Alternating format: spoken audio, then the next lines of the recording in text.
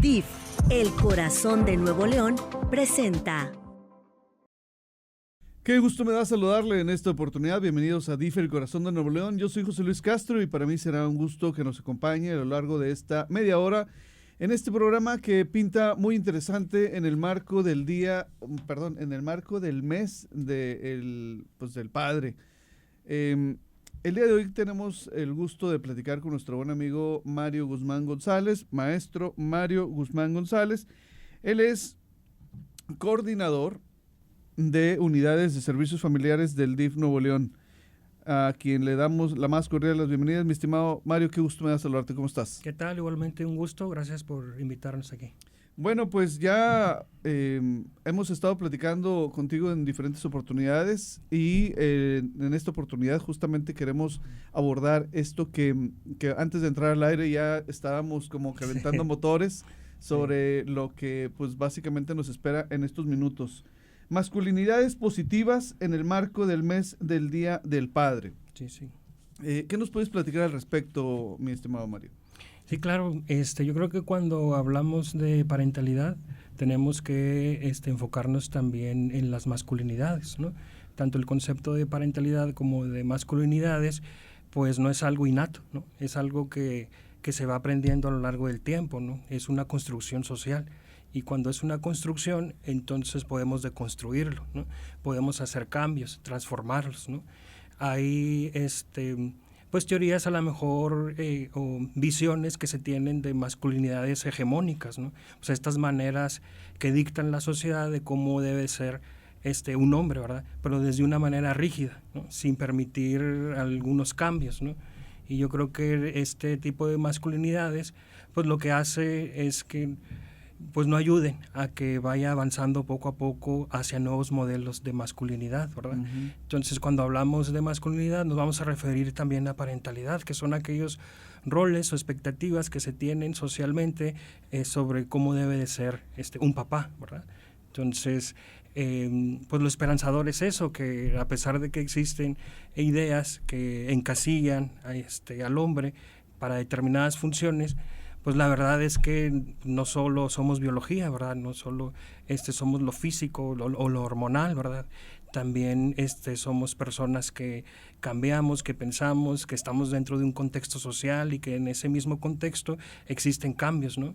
Creo que paulatinamente han existido ya cambios. No es lo mismo la concepción de parentalidad que se tenía antes, y antes pues se enfocaba un poco más en la protección, o sea, que un hombre estaba dedicado a proteger, ¿no? Y no solo eso, o sea, también está dedicado a acompañar, ¿no? No solo es la protección, sino el cuidado, ¿no? Y luego antes se visionaba como si los cuidados solo fueran de un rol específico que es el femenino, ¿no? Como si el cuidado solo fuera por parte de una mujer, ¿no? Y entonces se encasillan así los roles y luego no permite que la gente vaya creciendo y que vaya teniendo otras maneras, otras concepciones de percibir la parentalidad, ¿no? Entonces ahora podemos hablar de parentalidad positiva, ¿no? Que son aquellos padres que cuidan, protegen, que están ahí, que están al cuidado, al pendiente, que están atentos, que son garantes de derechos de los niños, a diferencia a lo mejor de otras parentalidades que tenían que ver con una concepción de masculinidad del pasado, ¿no? Donde no se permitía que se mostraran los sentimientos, o si se mostraran sentimientos tenían que ser unos específicos con connotación masculina, como el de la violencia, la ira, el enojo, como estaban más encasillados en lo masculino, ¿no? Pero ahora vemos que pues que no es así, o sea, como ser humano sí nos atraviesa a nosotros como varones el género, pero tenemos que verlo desde esta perspectiva social, ¿no? Ahora podemos pues abrazar a las personas, llorar, hablar de nuestros sentimientos, conversar con nuestros hijos, escucharles. Creo que se ha transformado poco a poco, y esto es gracias también a la transformación del concepto de las nuevas masculinidades. Y a lo mejor el término nuevas masculinidades pues no han sido nuevas, sino si hay personas en la vida durante mucho tiempo que sí han cuestionado estos modelos hegemónicos de masculinidad, ¿verdad? Y yo creo que sí hay, a lo mejor conoces a personas que en una conversación, que sí puede hablar de conversaciones incómodas, donde podemos decir, ¿sabes qué? Esa manera como tú lo percibes, yo no lo percibo de esa manera, yo no voy a hacerlo así, yo sí voy a participar en los quehaceres de casa, yo no solamente voy a destinar un tiempo, sino que voy a destinar toda una rutina para con mis hijos, porque también pues estamos como inmersos en una sociedad que tiene que ver con el machismo y con este sentido patriarcal, donde se espera que una persona tenga un rol específico y no otro, y yo creo que sí hay personas que pueden pues cuestionar estos roles y decir, ¿sabes qué? Se puede ser de otra manera, ¿no? Y eso es algo positivo también para las familias, ¿no? Entonces, hablar de masculinidad hablar de parentalidad siempre se hace referencia a la masculinidad, ¿verdad? Oye, vamos a empezar justamente con esto que nos dices. Dices que hay roles establecidos en una sociedad y que hoy por hoy, a diferencia de antes, se está buscando que la parentalidad y las masculinidades sean distintas a como se habían estado percibiendo o conceptualizando en años anteriores. Pero soy un enemigo de hablar de cuestiones totalitarias, es decir, no podemos hablar de que toda la sociedad está generando o está encaminada en un sentido, porque pues habemos muchas formas de ser. Seguramente hay familias en donde sí están enseñándole a los niños, y digo niños varones, a ser participativos a la hora, por ejemplo, de poner la mesa, de elaborar los alimentos, de hacerlos partícipes en la elaboración de los alimentos, por ejemplo, a diferencia de quizás antes de que eso era solamente un tema exclusivo de las mujeres. Y el niño, bueno, tú siéntate. Sin embargo, me da la impresión, Mario, que hoy por hoy puede que estemos todavía viviendo algo así, a la par que en los adultos se está pensando o buscando que la participación del hombre en labores de la casa sea mayor, pero, insisto, a la par de niños, los estamos, en algunas familias todavía se están formando para que no sea así. ¿Sí me explico? Es decir, de niños pareciera que todavía les enseñamos lo de antes, pero queremos que hoy por hoy los adultos seamos diferentes. ¿Cómo tratar o cómo lograr este cambio cuando existe esta especie de contradicción? No, y bien lo dices, quisiéramos hablar de que existía antes, pero es en el aquí y en el ahora, ¿verdad? O sea, hay cosas que pasan en el aquí y en el ahora que tienen que ver con este sentido de psicoeducar o educar a los niños, niñas y adolescentes en esta cultura donde existe este sentido de poder, donde el valor es el más fuerte, donde existen las jerarquías, donde tiene que respetar a un género específico y formar parte de él. Digo, no es algo que podemos decir que es en el pasado, como bien lo dices, o sea, sí hay contextos donde todavía pasa eso, y no hablo de familias alejadas que están en otros lados del mundo, ajenas a nosotros, ¿no? Es en nuestros propios hogares también, ¿no? Con nuestros vecinos, con nuestra gente cercana, o sea, pasa todavía, o sea, como te digo, estamos inmersos aún en una cultura machista donde impera este sentido hegemónico de solo una idea, y sobre esa hay que ser, ¿verdad? Y sí pasa, ¿no? Entonces, y es eso por lo que se está buscando, tratar de encontrar momentos o espacios de reflexión, pues como este podcast, por ejemplo, que estamos reflexionando sobre cómo puede ser de otra manera. Y como tú dices, o sea, el sentido totalizante, absoluto, es pariente de la patología. O sea, cuando dices algo que es todo o nada, ahí ya no permites entrar a otra cosa, ¿verdad? Exacto. Y yo creo que cuando se habla de familia, se habla de una estructura donde hay integrantes que son diversos, y en esa diversidad no se permite la totalidad, ¿no? Se tiene que ser sensibles, revisar desde la particularidad, pero yo creo que eso, y no se trata de estigmatizar o culpar a un género, ¿verdad? estamos hablando de estructuras que están por encima de nosotros, que nos hacen y que nos educan de una manera. Quisiéramos decir que es el pasado, la realidad es que no es así. O sea, es en el aquí y en el ahora que todavía hay actitudes, conductas, y eso tiene que ver, licenciado, con sentido de privilegio también. A veces como varones nos cuesta retirarnos los privilegios que luego tenemos como sociedad, ¿verdad? Es cuando naces te asignan un género, un sexo de acuerdo a lo dictado, y sobre eso ya tienes privilegios por encima incluso de otros géneros, ¿verdad? Y eso tenemos que reconocerlo nosotros como varones, ¿no? Y cuando se pone en juego esos privilegios que se han sido dados por generaciones, entonces ya la conversación empieza a ser incómoda, ¿verdad? Cuando decir, bueno, pero es que sí, pero no, tantito, pero no tanto, ¿no? Entonces, y es, por ejemplo, y vemos en las casas, o sea, ¿cuántos de nosotros como varones, cuando nos sentamos a la mesa, tenemos ya un plato servido, ¿verdad? Y la pregunta es, bueno, ¿quién sirvió ese plato, verdad? ¿Por qué yo no tuve que pararme para que eso pase, ¿no? Y esta deconstrucción que nos hace reflexionar y decir, bueno, yo también puedo ponerme de pie y servirme mi comida, ¿verdad? O ver y decir, bueno, es que ya se lavaron los platos, ¿verdad? Y a lo mejor no hacemos esta reflexión de decir, bueno, ¿quién hizo esto, verdad? Entonces, y cuando uno ya lo piensa, dice, bueno, yo también puedo hacerlo, ¿no? O si te toca, no sé, los papás de antes que le tocaba como el pedazo de carne más grande porque era el jefe de la familia, ¿verdad? Entonces, esos son privilegios que hemos ido, que adquirimos por el simple hecho de ser varones, y decimos, bueno, pero eso es algo que socialmente está, o sea, eso no es en la naturaleza de la persona, ¿verdad? O sea, la persona no es mejor o peor que otro más, ¿verdad?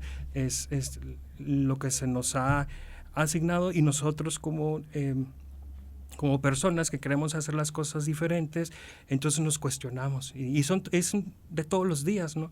En tu casa, en mi casa, en la casa de los que nos están escuchando, decir, bueno, ¿cuáles son esas acciones que fomentan que no exista una igualdad, ¿no?, entre las personas? ¿Cuáles son esas acciones que no fomentan que nos veamos como iguales? ¿Cuáles son esas acciones que hacen que mi hijo piense que el que tiene el poder en la casa es el varón, ¿verdad? Y tenemos que estar todos los días reflexionando como con eso, porque no es dado, no es naturalizado, es algo que se ha ido construyendo. Y sí, quisiéramos decir que eso ya, que esas generaciones pasadas, sí hemos avanzado, ¿verdad? La verdad que sí, o sea, si vemos las películas estas en blanco y negro, que no sé, como no quiero decir nombres de artistas, pero que tenían esta connotación de el papá es el que decidía, y que Don Cruz que no sé qué, y que es el apellido es el que impera, y nos damos cuenta que eso a lo mejor ya no tanto, ¿verdad? Pero siguen existiendo. Bueno, antes a lo mejor lo mal llamado micromachismos, que le llamaríamos más machismos cotidianos, ¿verdad?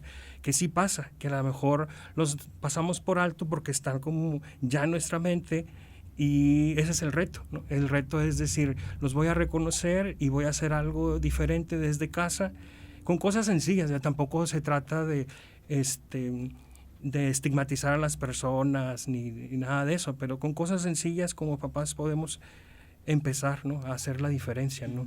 Y sí nos toca, o sea, hablemos de responsabilidad, y hay que asumir como varones la responsabilidad que tenemos como hombres, y porque no se trata de un género, o sea, entre nosotros también nos vamos a educar, ¿no? Entre nosotros varones, o sea, quienes estamos hablando de esto de manera diferente, queremos que otros también hablen de esta otra manera, y no por algo impuesto, ¿no?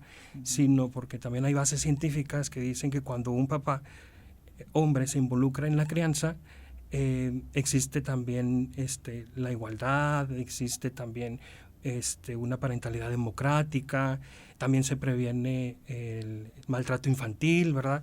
Porque desde una parentalidad hegemónica, lo que impera es el poder, el maltrato, el dominio, ¿verdad? Entonces, cuando se deja de hacer eso, entonces se hablan de relaciones sanas, positivas, congruentes, y yo creo que parentalidad tiene que ser igual al acompañamiento. O sea, las personas quienes son padres o cuidadores, este proceso de parentalidad es esta deconstrucción, pero también un acompañamiento que tienes con el niño, niña, adolescente que está contigo, ¿no? Porque Y luego se siente como este sentido de dueñidad, ¿no? Como que si son mis hijos y yo sobre ellos hago lo que yo considere, porque así me educaron, porque mis papás me dijeron que eso era lo correcto. Pero ese sentido de dueñidad tendría que dejar de ser, o sea, es una relación que existe entre las personas y bueno, esta relación es vincular, ¿no? De cuidados, ¿no? Entre los padres y con sus hijos. De hecho, ahorita yo soy fan de las películas de México, del cine de oro. Sí. Y justamente creo que estamos a años luz, pudiera ser, de esa estructura que se veía en esas películas. Digo, tan es así que hoy tenemos una presidenta mujer de nuestro país, nuestra directora, Lucía Gloria Bazán. En fin, hay cada vez más mujeres en situaciones de poder que quizás hace unos 50 años era impensable. Pero hablando justamente de los mandatos sociales, ¿cuáles son estos a los que se les exige a los hombres, María? Claro, por ejemplo, está el sentido de autosuficiencia. Si eres hombre, tendrás que resolverlo tú solo, ¿verdad? Tendrás que tener el poder de hacerlo tú, y eso implica el no pedir ayuda, ¿no? Y eso nos pasa, o sea, yo me acuerdo, no sé, cuando voy con mis sobrinos o con mi hermana en el coche y que ellos quieren preguntar una dirección, yo digo, no preguntes, ¿no? Porque siento que si preguntas se me va el control, ¿verdad? O sea, yo lo resuelvo, ¿no? Pero es bueno pedir ayuda también, ¿no? Entonces, estos son como mandatos que te van diciendo, no es que si no, mejor no pidas ayuda, resuélvelo por ti. Y no, pues hay cosas que podemos pedir ayuda, ¿no? Incluso desde el ámbito de la salud mental, ¿no? Si alguien, hay varones que luego se sienten, no sé, con un sentido de tristeza o algo está pasando con su salud física, y luego lo vemos como esta manera estoica de que sí, el señor nunca ha ido al médico porque está sano, ¿no? Pero a lo mejor nunca ha ido al médico no porque esté sano, sino porque piensa que el ser hombre no implica ir a un servicio de salud, ¿no? O donde un le van, psicólogo, ¿no? A un psicólogo, en esa referencia. Ahora también decir, bueno, es que nunca he ido con un psicólogo, pero es que a lo mejor es ese sentido que no se lo han permitido ni social ni personalmente, ¿verdad? Entonces sí hay mandatos que están ahí invisibles, pero que de alguna u otra manera influyen en la parentalidad de los papás, ¿verdad? Otros son los roles rígidos, es todo aquello que tiene que ver con lo femenino, yo no tengo que ver, ¿verdad? Todo aquello que tiene que ver con los cuidados de casa, porque está como estos dos sentidos, ¿no? Como si se hubiesen dividido los roles del proveedor y todo lo masculino, y el que cuida y todo lo femenino, ¿no? Y no es así, o sea, bien lo dice, o sea, no está esta dicotomía de lo blanco o lo negro, o sea, ser humano es una entremezcla de acciones, y que no porque te involucres en la crianza de tus hijos vas a dejar de ser hombre, ¿verdad? O que tu masculinidad va a estar frágil, ¿no? Pues son solo roles que se tienen, ¿no? Entonces, cuando tienes roles rígidos, estos son los mandatos patriarcales que te dicen solo debes ser así, y si no eres así, entonces cuestiono tu hombría, ¿no? Otro de los mandatos es el sentido de control, ¿no? Como si las relaciones se basaran en el control, en la violencia, en el determinar, en el decir. Es decir, bueno, aquí en casa el que manda es el papá, por ejemplo, ¿no? Y pareciera que eso es como lo esperado. Pero la realidad es que en una casa puede existir la democracia, o sea, puede escuchar a los niños sus necesidades también, o sea, no se trata de descalificar y decir, tú no opines porque estás chiquito, ¿no? A veces escuchamos así, tú vete de aquí porque estas son cosas de grandes, ¿verdad? Pero los niños también participan, de hecho es un derecho, ¿no? Que está en la ley, la participación de los niños en la toma de decisiones, de acuerdo a su edad, ¿verdad? También. Entonces, te digo, esos son como cosas impuestas que parecieran invisibles, que pareciera que lo tomamos de hecho. Naturales, ¿no? Porque de hecho también muchas veces pasa que la mujer está en casa, sí. El hombre es el que lleva el dinero a la casa, y es entonces el que a través del dinero impone sanciones, ¿no? Claro. De que si no se hace como yo quiero y en la situación en la que yo quiero, pues no te doy dinero, y entonces eso es parte del dominio, ¿no? Claro, y estamos hablando de violencia económica, ¿verdad? Así incluso es. Violencia patrimonial, y es ese sentido de darle a lo económico un valor diferente a lo otro que no es remunerado, o sea, porque existe trabajo remunerado, aquel que implica que se tenga esta transacción de dinero, y también está este trabajo que no es no remunerado, que es el trabajo que se hace en casa. Y es un trabajal impresionante. Sí, incluso más allá, porque hay mujeres que tienen este trabajo no remunerado, pero también tienen jornadas largas porque también trabajan, ¿no? Entonces, te digo, en estudios que se han hecho cuando se habla de como más democracia en casa, lo interesante es que los dos papás trabajan, ¿no? Uh-huh. Porque entonces juntos deberán de encontrar maneras para organizarse en las cosas de la familia, ¿verdad? Uh-huh. Entonces, te digo, son cosas que parecen invisibles, pero repercuten de manera directa en las decisiones de los papás, ¿no? Hablabas de mandatos, pero también hay desafíos, porque al final del día sí. No es fácil. Y sobre todo romper estos paradigmas, Mario. Claro, sí, existen muchos desafíos. El primero es que vivimos en un macrosistema que pide, que solicita este tipo de pensamientos. Entonces, estar en contra de esos o ir contracorriente, pues es un desafío, ¿no? Otro de los desafíos son los estigmas sociales. Cuando un papá hombre empieza a realizar acciones de casa, empieza luego a ser tachado de una manera, ¿no? Pues hay como motes que tienen que ver con ¿cómo se llama? Con utensilios de cocina, como decir en el mandil y llamarle al que es un mandilón, por ejemplo, ¿no? Incluso como esos son estigmas sociales, ¿no? O ver que si alguien pide ayuda es signo de debilidad, ¿no? O una persona o un hombre que empieza a hablar de sus sentimientos con otros varones y luego se torna como no aceptado, ¿no? Como que aquí ya es algo incómodo, ¿verdad? Entonces, esos son los retos, la verdad, que los desafíos que encuentran los papás. Y dices, bueno, que hay papás que dicen, ¿sabes qué? Yo sí quiero hacerlo diferente, pero cuando me presento socialmente empiezan a tacharme de una u otra cosa. Claro. Y claro, y a lo mejor no hay tantas figuras representativas de esta manera de parentalidad masculina positiva, pero poco a poco, o sea, es reconocer, y también en conversaciones incómodas, o sea, siempre a veces hay que incomodar cuando está el status quo y piensan que las cosas son así. Cuando lo empiezas a hablar de manera diferente, la gente se empieza a incomodar, ¿no? Aquello que estaba estático, luego se empieza a mover, decir, canijo, eso que como me lo estás diciendo, no sé. Y entonces esos son los retos. Claro, sin victimizar a las personas, ¿no? Porque esta es una decisión, o sea, el ser padre de manera diferente y presentarte con tus hijos de esta parentalidad positiva es una decisión, ¿verdad? Puedes decir, bueno, es que no puedo porque el mundo está en contra mía, porque está la cultura esta que dices del machismo, sí, pero la acción es individual, ¿verdad? Es el querer, el decir, yo lo voy a hacer de manera diferente, ¿no? Oye, Mario, pero a ver, sí. Vamos a entrar un poquito en polémica. Sí. ¿Es la mujer la responsable de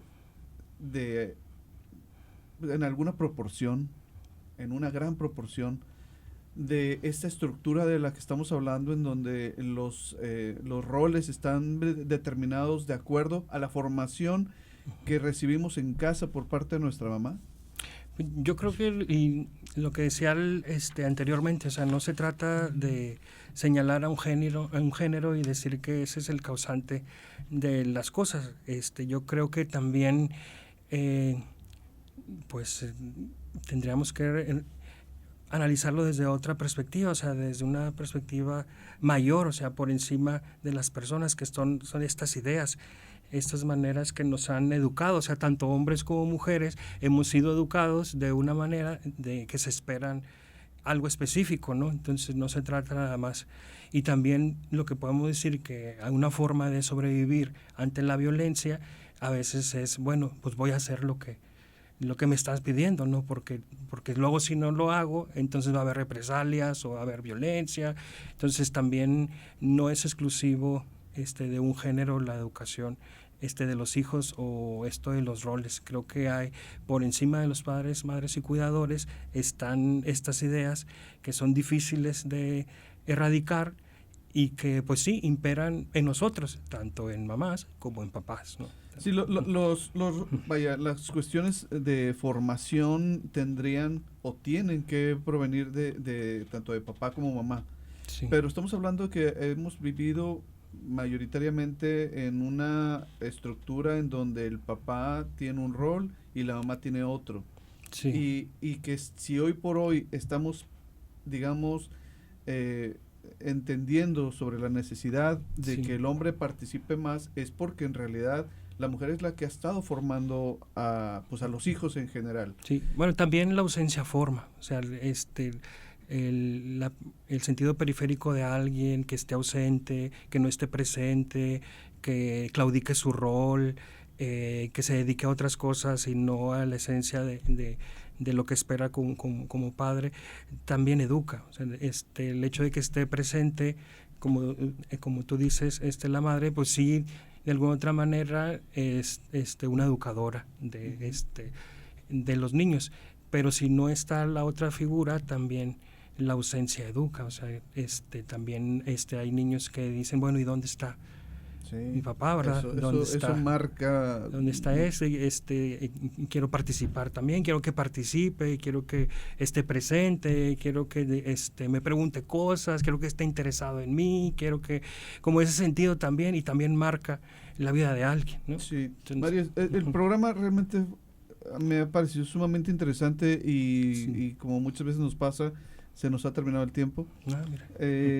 Pero quiero, a través de la página de DIF, siempre ponemos por ahí información bastante útil, pero en caso de que alguna persona que nos está escuchando o nos está viendo a través de las redes sociales quiera información, quiera apoyo, quiera asesoría, ¿a dónde se pueden dirigir?